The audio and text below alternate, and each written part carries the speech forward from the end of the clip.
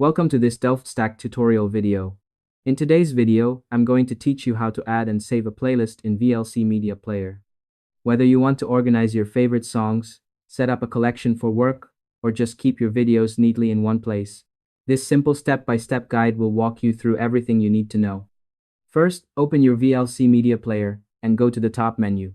Click on View, and then select Playlist. Once you're there, you can start adding the files you want to include in your playlist.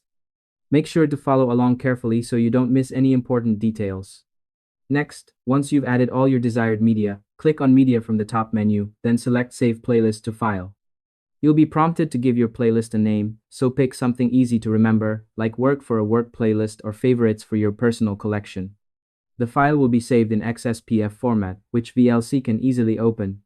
To make the process smoother, here's a quick tip: always double-check that all the files you want are included before saving. This way, you won't have to go back and edit it later. Once you've completed these steps, your playlist is ready. To play it, simply double-click the XSPF file you just saved, and VLC will open it with all your selected media queued up. It's also a good idea to keep your playlists organized in a dedicated folder. This makes it easier to find them whenever you need. And that's all there is to it.